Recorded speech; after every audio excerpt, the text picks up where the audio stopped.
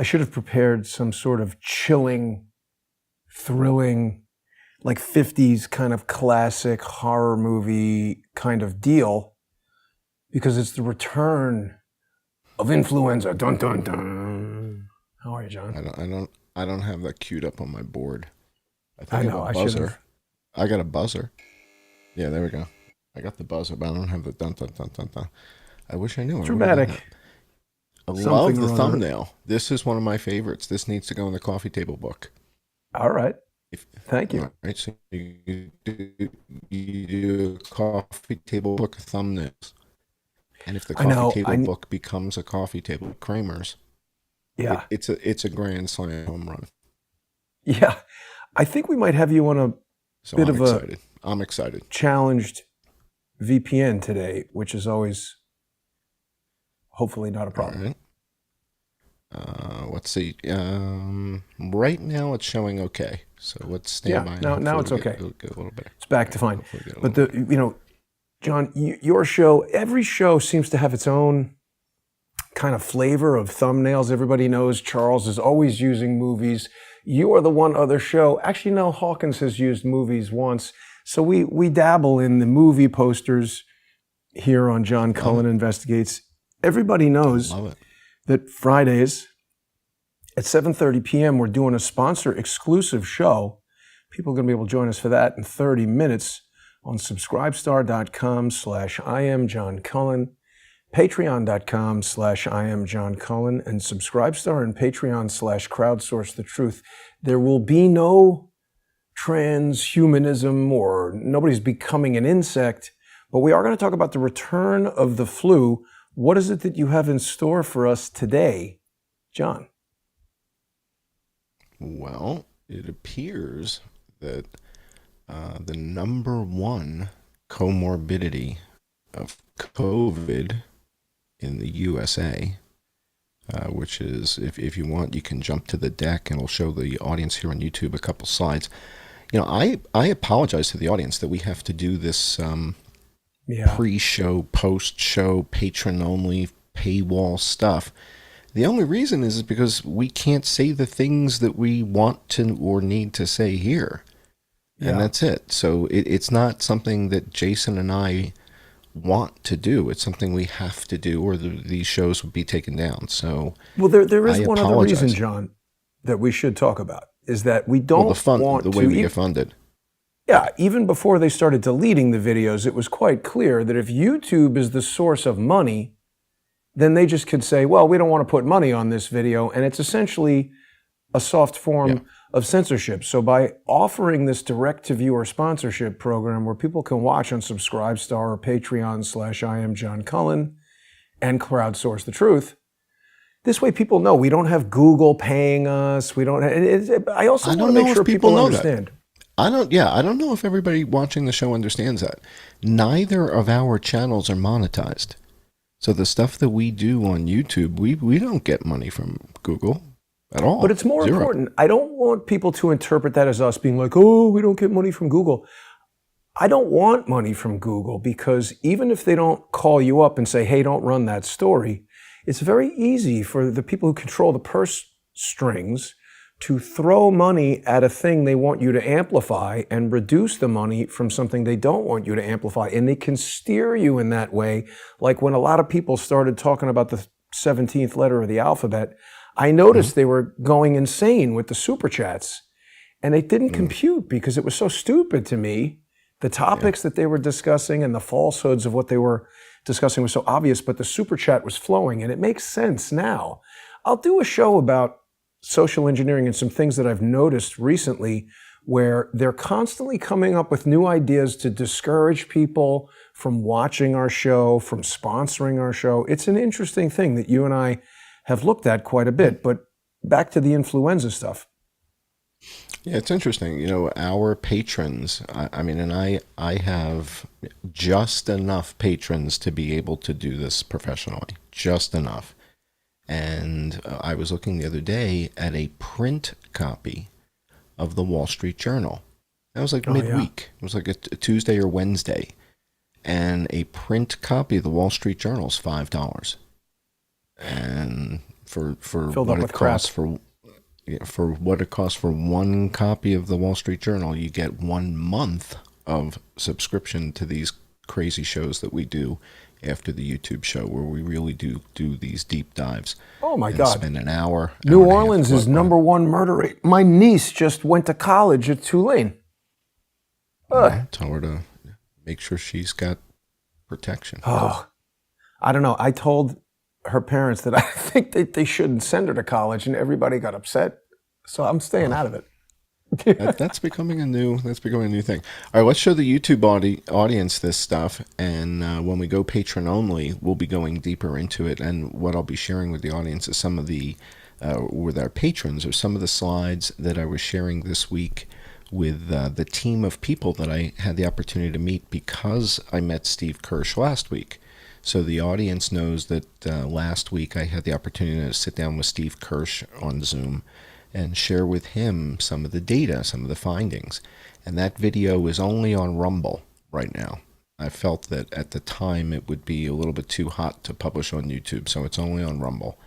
And there's part 1 and part 2 at the I Am John Cullen channel on Rumble. Let's talk about Rumble for a second, because first of all, I am very pleased that we have alternative platforms. But I'm becoming concerned a bit about Rumble. First of all, we want to make sure people know that they can reach you on I Am John Cullen at Rumble. And here is Steve Kirsch.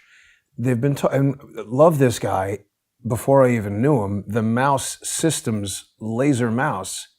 I saw that and I was like, yeah, this is what we need. But Rumble has been talking about how they're going public. They published a video with the CEO of CF6, which is one of these special purpose acquisition companies.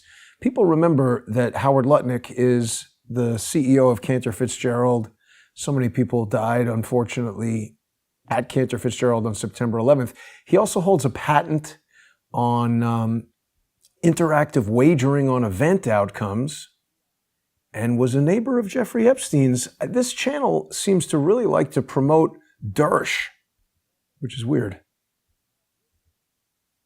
I mean, this platform, Rumble. Good luck with the public. Where do you see Dersh? Is Dersh on the side? Well, normally if I go to Rumble, he's not showing up today. They have Buck Sexton there today. Oh. But they love David Freiheit, and he's got some kind of strange affinity for Dersh. I'm just very suspicious of this. Seems to be a lot of people who knew Epstein or were sympathetic to Epstein and are now sympathetic to Dersh. And, you've seen them delete comments. Everybody's acting like this thing is some kind of... It's a hell of a club, right? So if you want to talk about the Epstein club, right? So you look at who's been prosecuted, who's been persecuted for that which happened down there. Well, Ghislaine Maxwell, right? She hasn't killed herself yet. Right, so she's still alive, right? So Ghislaine Maxwell hasn't killed herself yet, and Prince Andrew is really the only one who took any heat. And given that his mom just died, well, now his mom died. I don't want to kick the guy while his mom is, So let's not do that. But what about to your point? There's a whole bunch of people that were palling around with him, making investments in biotechnology. Right, and with Andrew, look at that just no, with Epstein. Right. So that circle of people, and the fact that nobody seems to want to talk about. Well, we prosecuted Ghislaine Maxwell, and that's it. What? We're done. Yeah. Well, that's it. That's all there is. It's like, okay, then everybody else was good to go. So the only bad guy here was Prince Andrew. Well, okay. I guess nobody else went down there. Harvey Weinstein bad. is in jail and his teeth are falling out. That's good to know. Well, that sounds like an eye for an eye kind of thing. That's good. I'm sure there's a bunch of people. They should let him go to the dentist.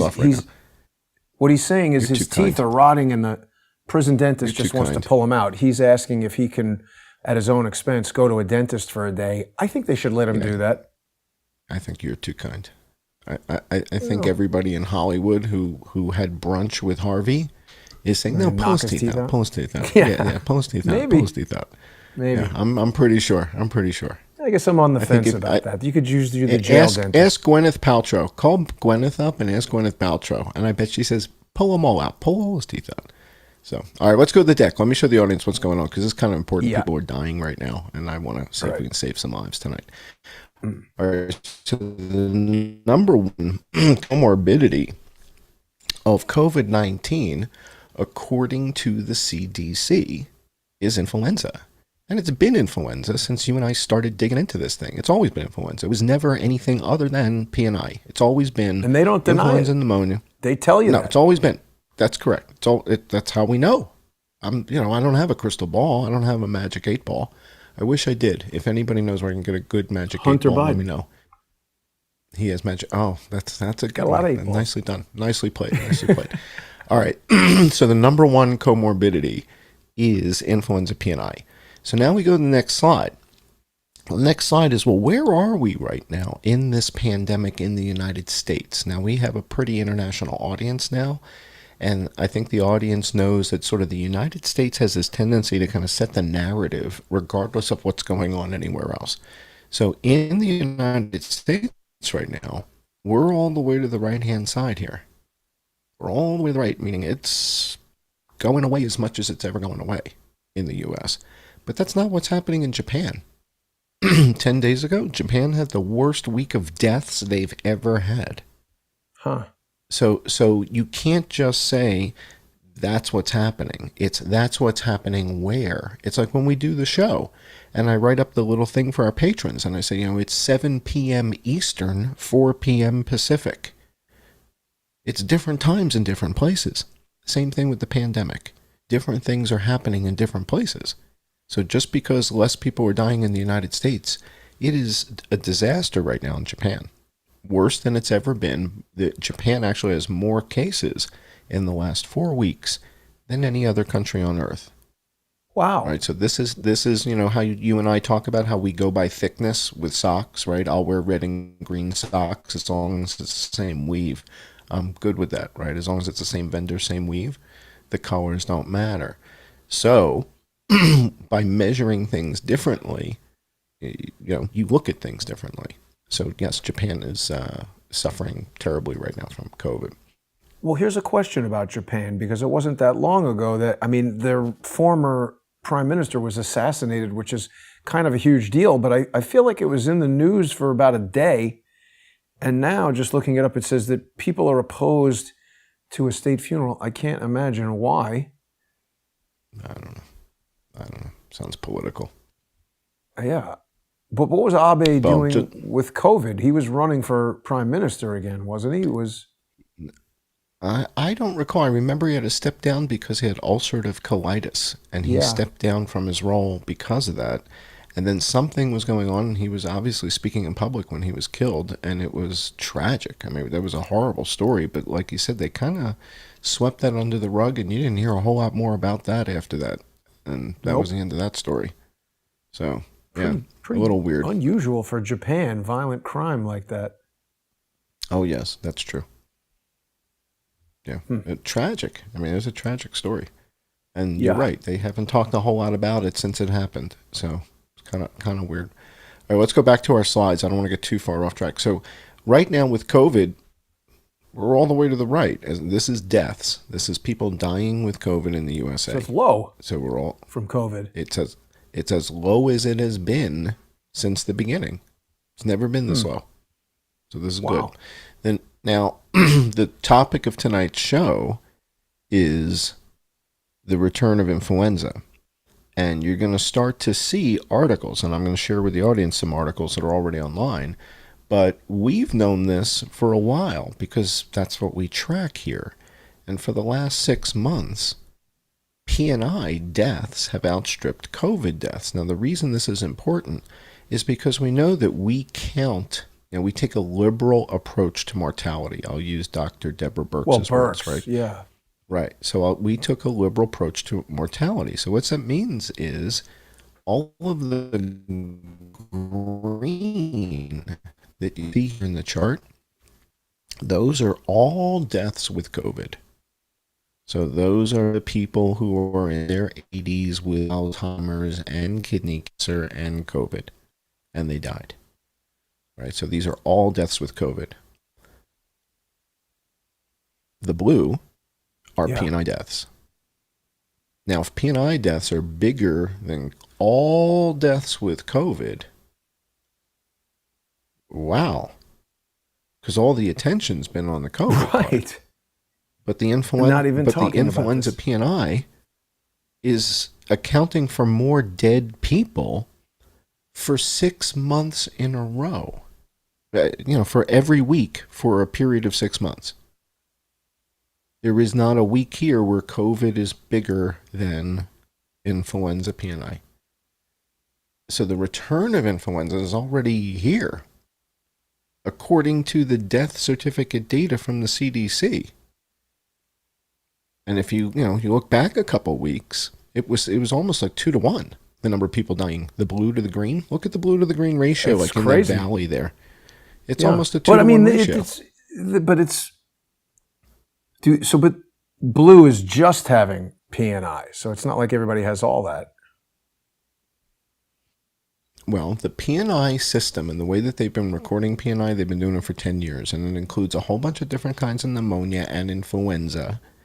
And pneumonia is, I learned this week from somebody on Twitter, pneumonia is a condition and a bacteria. There's a pneumoniae something bacteria, viridae, that with the AE on the end that looks, scientific.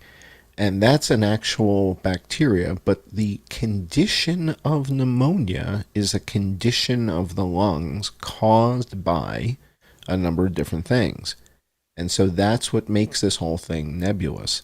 And so what's important for the audience to understand is this whole P&I construct is a CDC NIH construct. We didn't come up with this. But these are the rules for the table. It's like if you've ever sat down to play Baccarat. You might say, well, these rules you're are fancy. stupid. Like, this is stupid. Like, who came up with these rules? But those are the rules. Like, that's how you play. If you think it's stupid, don't play the game. But if you're going to sit down at the table and play Baccarat, the rules are weird, right? It's the highest it's a whole different gambling you can do, isn't it? It is. Well, the most money, and it's the big room, and that's where you see the big guys. Fancy and it's, people, yeah. Yeah. So you have to not know how to play. Right, and there's Baccarat and James Bond. There's a lot of James Bond films that feature Baccarat. But the rules are totally different from poker, right? It's a totally different kind of game. And so if you didn't know the rules of Baccarat and somebody explained them to you, you go, well, what the hell? That's a crazy set of rules. What kind of way is that to play cards? But those are the rules of the table. So if you want to play, you've got to play by those rules, regardless of how weird you think they may be. Well, that's with P&I. Same thing. As bizarre as it may be, that's how they count influenza deaths, is in the P&I system. So when we look at that chart with the blue and the green stuff, it's their definitions. They came up with it. And if they're going to count all deaths with COVID, and it still isn't as much as influenza P&I, that needs to be a red flag. A red flag needs to be thrown out and say, well, wait a second. We take a liberal approach to mortality. We're counting all deaths with COVID, and the P&I deaths are more, and in some cases twice as much, and nobody's mentioned this. I think we're back to criminal negligence again. How do you not mention this? It's a big red flag. Thank you. I think now I can actually use my buzzer. You see? Now we got the What buzzer. is this We got woman the red wearing? flag. She's like a Fabulous pig hat outfit. with a red It's flag. great. Yeah. I think Mad Max is coming. We're going to have no gasoline. Can't charge a Tesla. It's right outside on Gasoline will be 7th $12 a Avenue. gallon. You want Mad Max. I was in Thunderdome yesterday just trying to walk to the post office. You can imagine. I've seen you walking around with Charles. Again, you need a bunch of Rottweilers. At this point, I think you need 4 or 5 of them. All right, so let's go to the next slide. Could a flu and COVID... There's your favorite Wait a minute word. now. Look We at the can't- story. It's This is Yahoo, your but favorite word. This is from Yahoo. This was just published on September 11th. Rebecca Corey, who writes for Yahoo News, wrote the article and said, could a flu and COVID twindemic be coming for the U.S. this year? I guess it's okay And to I'm say like, on September 11th. it's okay to say it on September 11th if your name is Rebecca. And Huh. I think Rebecca identifies as a she. I could be wrong. Well, you're We'll not a have to check. biologist. I don't want to cisgender her. That would be Yeah. that would be horrible if I cisgendered her and assumed that she's a she because her name is Rebecca. We're not doing that. We're just saying this article is She may talking want about she want yeah. stuff. Well, I'm just right. But it says it could have flu and twindemic. Well, why don't I just show you guys a second ago on the chart? What does that look like? What does the chart look like Who's just saying before this? the story? This is Dr. Caitlin saying every an years epidemiologist. she's Yeah. feared this And twindemic. she's the author. And she says that it actually She's hasn't very- happened yet. It actually hasn't? Go up a slide. Ask her where she's getting her data and ask her who's doing her math. Ask Dr. Caitlin, whatever her name is, who's doing your math, Doc? Is that my It's not here yet. Not here yet. What are you looking at? What you better be real good with a stethoscope because you're not very good with a calculator. Yeah. Well, all right. So that's just last week from Yahoo telling us that. Mm-hmm. Now, if you go to the next slide, I'll just drop a whole bunch of sort of fact. What do they call these? Fact bombs or mic drops or whatever the hell yeah. So according to worldometers or worldometers, based on which side of the Atlantic you live on, China has 5,226 people dead from COVID, according to worldometers. According to Johns Hopkins, China has 15,084 people dead. And according to the WHO, China has 25,428 dead. Now, two of these have to be misinformation at minimum. Not disinformation? What if it's spread with malintent? I'm giving them the benefit of the doubt, right? So misinformation is the first step, right? So misinformation is step one, and then if we find out it was deliberate, then it's disinformation. They don't normally do that, but I appreciate your generosity. Also, by the way, don't we not like worldometers anymore? Didn't you find out something very troubling?